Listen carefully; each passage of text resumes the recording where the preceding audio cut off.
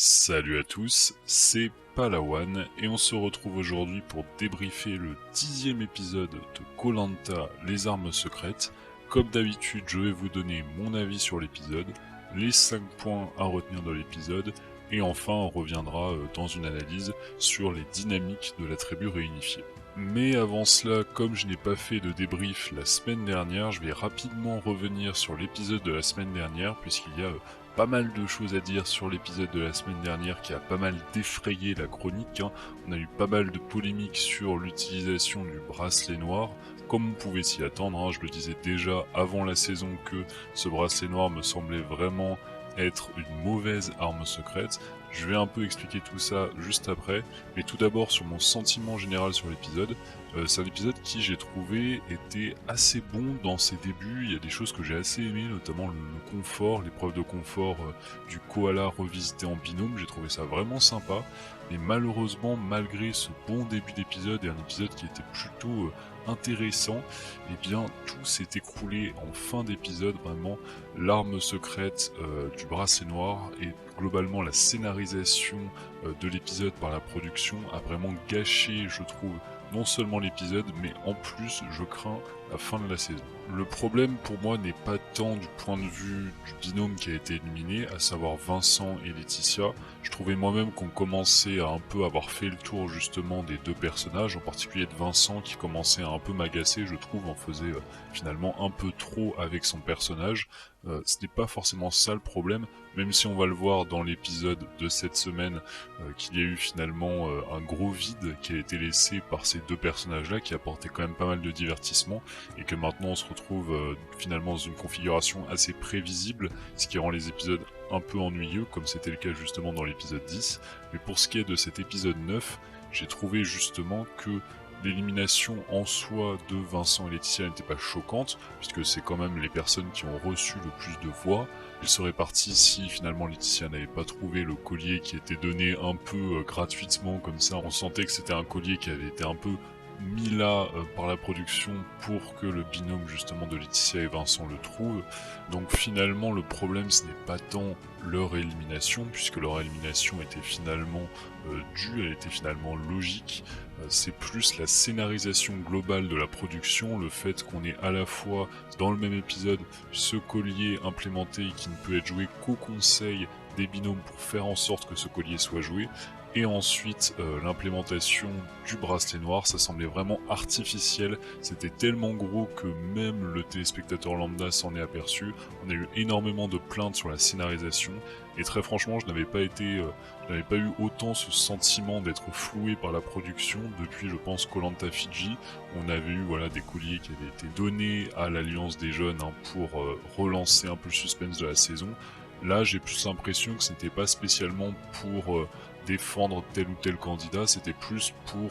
justifier le titre des armes secrètes à la saison, pour vraiment justifier de la présence et de l'utilisation de ces armes secrètes, pour dire que ces armes secrètes ont finalement eu un impact sur le jeu, mais ça donne vraiment une impression de scénarisation complète de la saison qui forcément gâche énormément le plaisir, puisqu'à partir du moment où il n'y a pas de sincérité dans l'aventure, dans la manière dont se déroulent les éliminations, à partir du moment où la production intervient sciemment et de manière aussi évidente dans l'aventure et dans les éliminations, on a un sentiment de non-sincérité finalement de l'aventure, ce qui gâche forcément complètement une saison, même si la saison avait été parfaite de bout en bout, ce qui n'est pas le cas déjà de cette saison. Très franchement, là, cette saison perd forcément énormément de sa saveur, de par cette manipulation évidente de la production. Et en plus, comme je le disais, du pur point de vue du divertissement, on perd deux personnages qui, qu'on les aime ou non, apportaient ce divertissement. Et en plus, on a un move réalisé par Lucie que je trouve mauvais.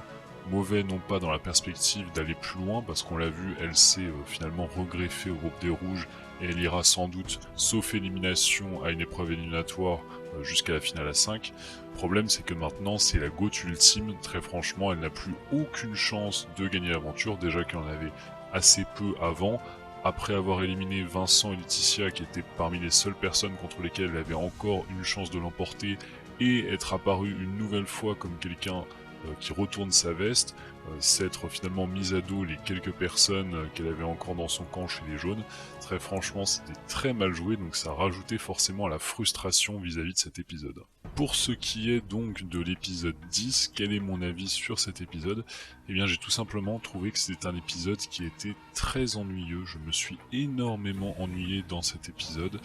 Très franchement, c'était un épisode qui était plutôt court en termes de durée. Je pense que c'était même peut-être l'épisode le plus court en termes de durée de la saison. Mais malgré cela, et malgré le fait que je ne l'ai pas suivi en direct, que je l'ai rattrapé après, et donc sans les pubs, j'ai trouvé que l'épisode était très très long en termes d'impression générale. Voilà, j'ai vraiment compté les minutes parce que l'épisode était très long et vide de contenu. On a eu très peu de choses finalement, en dehors des épreuves qui n'étaient pas trop inintéressantes, et encore, j'ai trouvé que l'épisode était vraiment vide de contenu. On n'a rien appris, il n'y a pas eu de développement, à part peut-être pour le personnage de Flavio, qui était un personnage vraiment tertiaire, quasi invisible,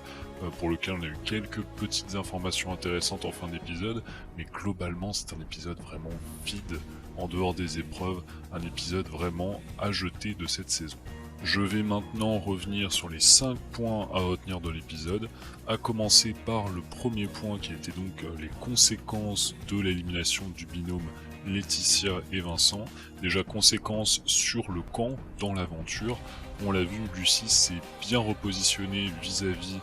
de la tribu rouge, ou en tout cas du cœur de la tribu rouge, puisqu'on sait que Magali est exclue de ce groupe, on l'a encore constaté lors de cet épisode. Mais donc Lucie est très fière d'elle, très fière d'avoir été capable de sauver son amie Maxine, alors qu'en réalité elle n'a rien fait de tout ça, puisqu'elle a plutôt sauvé le binôme de Jonathan et Magali. Et très franchement, du point de vue du divertissement, j'ai beau plutôt apprécier Jonathan, j'aurais préféré que le binôme Jonathan et Magali sortent, puisqu'on l'a vu lors de cet épisode, la présence de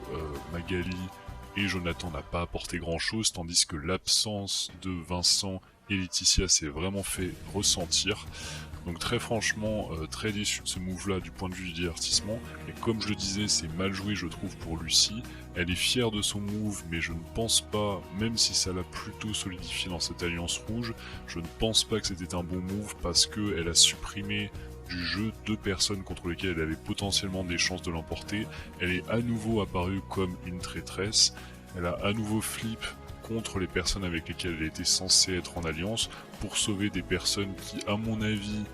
ne lui sont pas vraiment redevables, en tout cas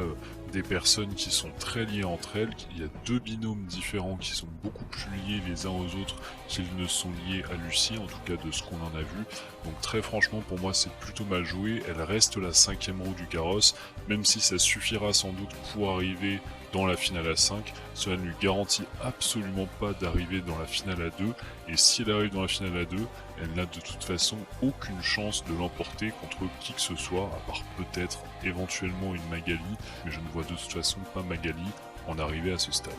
Les autres conséquences qui étaient sans doute plus intéressantes du point de vue du divertissement, c'était donc l'arrivée au jury final de Vincent et Laetitia, et là on a pu observer un jury très aigri, notamment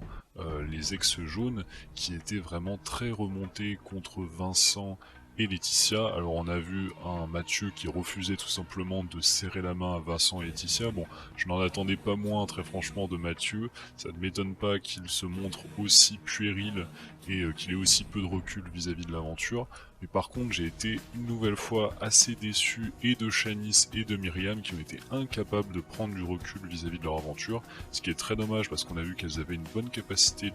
d'analyse de jeu, une bonne capacité de recul sur les événements, notamment lorsqu'il s'agissait de faire des stratégies, mais là on voit qu'elles n'ont toujours pas digéré leur élimination, qu'elles n'ont pas été capables de comprendre les erreurs qu'elles ont faites et qui les ont amenées jusqu'à la résidence du jury final, et donc qu'elles ont tout blâmé sur Vincent, alors que Vincent, même s'il a commis des erreurs, très franchement, avait plutôt, pour moi, eu raison de flip contre elle. Alors, peut-être qu'il l'a fait un peu trop tôt, et ça c'est ce qu'on pourra lui reprocher, de l'avoir fait un peu dans un move émotionnel, et pas forcément en prenant suffisamment de recul, ou en assurant suffisamment ses arrières chez les rouges. Il aurait sans doute dû attendre 1 ou 2 conseils, que les rouges soient un peu plus décimés pour réellement prendre une bonne place dans cette alliance qu'il aurait faite à ce moment-là potentiellement avec une Lucie et une Laetitia, mais très franchement du point de vue du jeu c'était quand même logique de flip étant donné le groupe de 4 vraiment très solide qu'on pouvait voir chez les jaunes, qu'ils ont montré de manière beaucoup trop évidente, donc pour moi c'est vraiment eux qui ont fait l'erreur, et je trouve ça hallucinant que à la résidence du jury final, et même maintenant, après plusieurs mois après cette aventure, les jaunes soient toujours incapables de se remettre en cause, en tout cas ce quatuor de jaunes, et qu'ils ne soient pas capables de prendre du recul, et j'appréhende un peu les retrouvailles sur le plateau lors du direct. Est-ce qu'il aura lieu cette saison? Est-ce qu'il sera annulé comme ça avait été le cas lors du combat des héros? Je n'en sais rien. Mais dans tous les cas, on a vraiment cette année des aventuriers qui sont très aigris et je trouve ça très dommage. On va passer maintenant au jeu de confort. Le jeu de confort donc, qui était l'épreuve de l'étoile, hein, une épreuve qui est devenue un classique de Koh-Lanta. Et très franchement, cette épreuve de l'étoile, je l'ai trouvée assez décevante. Non pas que ce soit une épreuve qui soit particulièrement intéressante de base, mais c'est une épreuve qui normalement permet aux aventuriers de vraiment se dépasser, et habituellement on a des aventuriers qui vont quand même au-delà de l'heure. Bon, c'est arrivé que ça dure un peu moins longtemps, mais là je trouve que les aventuriers ont été quand même assez peu performants lors de cette épreuve en particulier. Je pense qu'on n'avait jamais eu une épreuve de l'étoile qui dure aussi peu de temps, et surtout avec autant d'aventuriers qui tombent aussi vite. Vraiment ça a été assez décevant de voir les aventuriers aussi faibles sur cette épreuve. Les deux seuls qui se sont distingués, et ce n'est pas une première, c'est Jonathan et Laure. Laure, c'était assez impressionnant étant donné son gabarit, parce qu'elle ne semble a priori pas faite pour cette épreuve, mais elle a quand même relativement bien tenu, donc un peu plus d'une demi-heure je crois. Jonathan, bon, on pouvait s'attendre à ce qu'il remporte cette épreuve, mais très franchement je suis assez déçu des performances de tous les autres, en dehors de Laure donc. Et Jonathan, en remportant cette épreuve, a donc eu un choix à faire, donc il y avait une forme de double dilemme entre à la fois les personnes à choisir pour les amener avec soi à la récompense, et en même temps l'idée voilà, de choisir entre nourriture et lettres. Finalement je trouve qu'il a fait un choix assez intelligent, qu'il a bien justifié, en prenant lui-même pour lui les lettres et en choisissant deux aventurières un peu affaiblies et affamées pour leur donner de la nourriture, donc ça c'était plutôt malin, je trouve qu'il l'a bien justifié, et ça montre une nouvelle fois que Jonathan est une vraie menace. J'avais du mal à vraiment situer cet aventurier qui était assez discret au montage, il monte progressivement en puissance, je trouve qu'il a vraiment de plus en plus le profil du perdant au poteau, un peu à l'instar de ce qu'on a vu l'année dernière avec Loïc, hein. Il a vraiment le même type de montage que Loïc, même s'il est assez différent en termes de personnalité, donc je le vois bien voilà, monter en puissance jusqu'au bout, et finalement ne pas être choisi au poteau étant une trop grande menace vis-à-vis du jury final, puisqu'on l'a vu, c'est quelqu'un qui non seulement répond à toutes les cases, coche toutes les cases du mérite sportif et du mérite global dans l'aventure, mais en plus semble être quelqu'un voilà, qui s'entend plutôt bien avec les autres, qui a un social plutôt correct, peut-être pas au niveau de celui d'un Arnaud, mais en tout cas plutôt bon. On a vu qu'il se débrouillait aussi dans la survie. Enfin, c'est vraiment un aventurier qui semble être complet. Dommage qu'on l'ait assez peu vu jusque là, mais je pense que ça risque de signer un peu son arrêt de mort au moment justement des poteaux, s'il ne remporte pas les poteaux. Bon, déjà s'il arrive jusqu'au poteau, mais s'il ne remporte pas les poteaux en étant arrivé au poteau, il risque très fortement de ne pas être choisi, et étant donné son montage, je pense qu'on se dirige tout droit vers ce scénario. Troisième point, c'est la famine, la disette qui s'installe progressivement au sein de la tribu. On a vu que les aventuriers étaient tous très affaiblis, on a vu notamment un Thomas qui vraiment était au bout de lui-même, sentait qu'il n'y avait vraiment plus d'essence dans le véhicule pour lui, voilà, qu'il était vraiment arrivé au bout de son aventure. On peut d'ailleurs se demander si son élimination ne serait pas finalement un abandon déguisé, donc c'est assez difficile à savoir, mais on pourrait éventuellement émettre cette hypothèse étant donné qu'il semblait de plus en plus accepté par les ex-rouges. Mais dans tous les cas, le fait voilà, de voir les aventuriers aussi faibles, forcément ça interpelle. On sait que sur ces Motus il y a quand même assez peu de nourriture, en dehors justement de la pêche, hein. On a vu que les aventuriers quand même pêchaient pas mal de poissons, mais en dehors de ça et du riz qui leur était fourni, et évidemment d'un peu de coco, mais on a vu qu'il y avait assez peu de manioc sur l'île, donc ça forcément ça affaiblit pas mal les aventuriers. Et on a vu des aventuriers donc qui ne s'étaient pas forcément très bien rationnés pour le riz, et une production qui leur donne à nouveau 1 kg de riz, et ça moi c'est quelque chose que je n'apprécie pas. Je préférais très franchement que la production fasse comme elle le faisait dans les premières années, c'est-à-dire de donner directement plus de riz aux deux équipes, donc ça pourrait être 5 kg de riz, avant c'était 5 kg de riz par équipe, On pourrait imaginer de descendre un peu ça, hein, peut-être à 3 kilos de riz maintenant qu'on a des aventuriers qui sont de mieux en mieux préparés. Mais je préférerais ça et une production donc qui donne ce riz mais qui n'en donne plus ensuite au cours de l'aventure, plutôt qu'une production qui donne au fur et à mesure de l'aventure 1 kilo de riz par-ci, 1 kilo de riz par-là. Je trouve que ça enlève un peu de la saveur à la saison, ça donne un peu cette impression que voilà, finalement, peu importe la quantité de riz que consomment les aventuriers, la production leur en redonnera toujours. Ça altère un peu, je trouve, la sincérité du côté survie de l'aventure. Et pour moi c'est un peu dommage justement, c'était un des fondements pour moi de koh, même si koh a de plus en plus dévié de cette partie survie qui faisait partie de son ADN, je trouve ça vraiment dommage que la production donne à chaque fois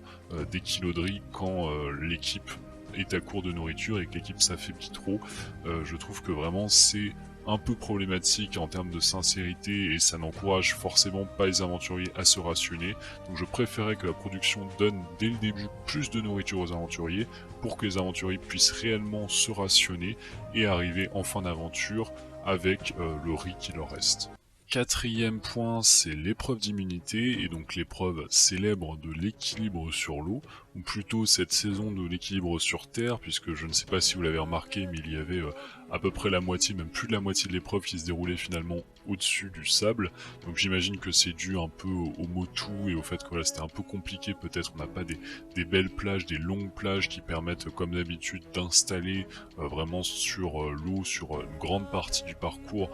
d'avoir ces aventuriers qui sont vraiment à fleur d'eau. Donc ça c'était un peu dommage je trouve visuellement, bon après c'est un peu un détail, mais pour ce qui est de l'épreuve en elle-même, c'était une épreuve plutôt sympathique, avec un Arnaud qui s'est vraiment révélé dans cette épreuve, j'ai été assez impressionné par sa performance. Évidemment on se doutait que Maxine l'emporterait lors de cette épreuve, mais très franchement, j'ai été vraiment impressionné par Arnaud. Je pensais qu'un Jonathan pourrait faire une meilleure performance, je voyais plus un Jonathan vraiment rivaliser avec Maxine, mais voir un Arnaud avec son gabarit être capable de se hisser jusqu'en finale et même de mettre la pression à Maxine, très franchement j'ai presque été déçu qu'il ne remporte pas l'épreuve, parce que je trouvais que cette épreuve était vraiment taillée pour Maxine, et justement avoir quelqu'un comme Arnaud qui justement n'était, semble-t-il, pas du tout taillé pour l'épreuve, et peut-être aille jusqu'à battre Maxine, je trouve que ça aurait été un beau pied de nez, un peu à l'instar de ce qui s'était passé avec Ravière et Jérémy lors du combat des héros, et très franchement j'étais un peu déçu de ce point de vue là, mais bon, sinon ça donnait quand même un bel affrontement, avec Arnaud on l'a vu vraiment déterminé, et j'aime beaucoup cet état d'esprit, je trouve que Arnaud est de plus en plus intéressant au fil des épisodes, on le voit vraiment de plus en plus déterminé, il croit de plus en plus en ses chances de victoire, et a raison selon moi, donc très franchement voilà, assez intéressé par cette épreuve et par cette rivalité, même si finalement l'aboutissement de l'épreuve et donc la victoire de Maxine était forcément un peu prévisible. Et enfin, pour finir, le suspense final entre trois aventuriers. Je dois avouer, pour le coup, c'est plutôt à mettre au crédit de l'épisode et au crédit de la production que pour une fois, je n'étais vraiment pas certain de savoir qui allait sortir. Je ne m'attendais même pas spécialement à ce que ce soit Thomas, étant donné ce qu'on nous avait montré. Notamment le fait qu'on montre énormément Flavio en fin d'épisode m'a laissé penser qu'il pouvait sortir. Finalement, donc c'est Thomas qui est sorti, comme je l'ai dit, c'est peut-être un abandon déguisé, mais bon, c'est assez difficile à savoir, étant donné ce qu'on nous a montré. Et dans tous les cas, on a eu donc trois aventuriers qui étaient un peu sur la sellette, qui sont en fait les trois qui, a priori, si tout va bien dans le plan de l'Alliance majoritaire, n'iront pas donc dans la finale à 5. On sait que la semaine prochaine ça pourrait être bouleversé justement par l'épreuve éliminatoire, mais pour l'instant on a donc cette mécanique là, et donc trois qui sont un peu en dehors de l'Alliance, qui en plus n'ont pas vraiment de conscience stratégique, ou en tout cas pas de conscience stratégique suffisante pour réellement essayer de renverser les choses en s'alliant peut-être tous les trois, notamment avec le double vote. Bon, ça aurait été de toute façon compliqué de faire quelque chose, mais au moins essayer de tenter quelque chose. On sent qu'ils essayent plus chacun à leur manière de s'intégrer au groupe, plutôt pas vraiment, parce que certains comme Magali par exemple restent vraiment en retrait. Une Magali qui pourtant avait tout, étant donné que ce sont quand même ses 4 coéquipiers qui mènent l'Alliance, 4 ex-rouges, elle avait tout a priori pour intégrer cette finale à 5, et non, elle préfère se mettre en retrait. Enfin très franchement je ne comprends pas cette attitude. Certes Magali a un personnage un peu d'outsider qui peut être assez sympathique, elle était en danger dès le début de l'aventure et elle a quand même réussi à se hisser jusque là. Je pourrais avoir vraiment beaucoup de sympathie sympathie pour elle, mais je n'en ai malheureusement pas tant que ça, parce que je trouve justement qu'elle ne se démène pas assez, qu'elle ne fait pas tout pour survivre, que finalement elle subit un peu son aventure, et je trouve que non seulement du point de vue du divertissement ce n'est pas intéressant, mais même du point de vue du jeu, je trouve qu'elle joue assez mal, et que finalement elle s'en sort uniquement parce que ce n'est pas une menace réellement. Les gens ne l'éliminent pas parce que ce n'est pas la première personne à éliminer, mais que finalement elle risque de se faire éliminer aux portes de l'orientation parce qu'elle n'aura rien tenté, parce qu'elle n'aura rien fait, que ce soit sur le plan social ou stratégique. Sinon, dans ce trio des menacés, on a donc Thomas qui a finalement été éliminé, Thomas qui, comme je le disais, était vraiment à bout de force, au bout de son aventure, mais qui, on le sentait, commençait à un peu se rapprocher des rouges, et on sent des rouges qui finalement apprécient une forme de sincérité chez Thomas, même s'il est assez insupportable, il a ce côté sincère, on sait ce qu'il pense, il dit ce qu'il pense, ce qui n'est pas le cas de Flavio, et ce qui a été reproché à Flavio, je crois que c'était les premiers commentaires négatifs que je voyais sur Flavio de toute l'aventure, c'était même les premiers commentaires qui permettaient de réellement humaniser Flavio. Je sais que beaucoup de gens appréciaient Flavio, et c'est vrai qu'il pouvait paraître comme étant quelqu'un de, voilà, de particulièrement gentil et serviable, etc. Et je pense qu'il l'est réellement, mais on sent un peu avec cet épisode peut-être un côté hypocrite qui se dégage du personnage, quelqu'un qui finalement ne veut déplaire à personne, qui veut être un peu gentil avec tout le monde, et c'est à double tranchant ce genre d'attitude, parce que ça peut vous permettre, notamment du point de vue du jury final, de vous faire pas mal d'alliés, pas mal d'amis et pas mal de personnes qui pourront potentiellement voter pour vous, et ça c'est plutôt bien joué de sa part, mais ça peut aussi donner l'impression aux autres que vous êtes un peu hypocrite, que finalement vous ne choisissez pas votre camp, vous allez avec le vent, vous faufilez un peu telle une anguille, et c'est un peu l'impression qu'on a justement avec un Flavio qui n'a pas réellement défendu le quatuor jaune, qui semble se retourner contre les ex jaunes sans être non plus complètement avec les ex rouges, donc on sent que voilà, un Flavio il a un peu une position de bâtard, on ne sait pas vraiment avec qui il est, il semble être bien avec tout le monde mais finalement pas vraiment bien avec qui que ce soit, voilà, il est en bon terme disons, mais il n'est proche de personne, donc c'est un peu dommage je trouve cet aventurier qui essaye d'être bien sous tout rapport mais qui finalement ne prend pas de décision, trop indécis pour réellement convaincre les autres, et finalement cette position finit par agacer les autres aventuriers qui le trouvent donc trop hypocrite et qui lui ont fait savoir. On a vu que même lorsque justement les aventuriers lui faisaient ce reproche, il essayait d'être le plus conciliant avec tout le monde et justement de ne pas forcément montrer ce qu'il ressentait vraiment au fond de lui-même. Et je pense que c'est ça réellement le problème de Flavio, c'est qu'il a été incapable de réellement montrer qui il était vraiment. Je pense qu'il est sincèrement gentil, etc. Mais je pense qu'il était un peu trop en retrait, un peu trop à contrôler la moindre de ses paroles, la moindre chose qu'il pouvait dire et qui pouvait être mal interprétée. Et donc, à force justement d'avoir ce contrôle un peu sur ses paroles, eh bien il a fini par ne se rapprocher réellement humainement de personne, ce qui a fait qu'il a perdu petit à petit voilà, les quelques alliés qu'il pouvait avoir, et donc il s'est retrouvé un peu seul. C'est un jeu qui peut être malin, mais qui, s'il est découvert par les autres aventuriers, comme ça a été le cas justement par les ex-rouges, peut vous mener justement à votre perte. Là, il a réussi à échapper à l'élimination, mais on sait que s'il ne remporte pas l'immunité au prochain épisode, il sortira à tous les coups au conseil. Pour ce qui est des dynamiques de tribu, j'en ai déjà pas mal parlé, mais on a donc un groupe de 5 qui est composé des 4 ex-rouges en dehors de Magali et de Lucie, et donc on a 2 personnes qui sont à l'extérieur de cette alliance, et qui sont donc a priori les 2 personnes logiques à éliminer, qui sont donc Magali et Flavio. Alors évidemment ce qui pourrait un peu retourner la situation, c'est la fameuse épreuve d'immunité éliminatoire qui arrive au prochain épisode, mais très franchement, étant donné les degrés de motivation de chacun, je vois bien potentiellement une Magali sortir à cette épreuve, parce que c'est celle qui semble être la moins motivée, la moins liée à cette aventure, la moins attachée au fait de rester.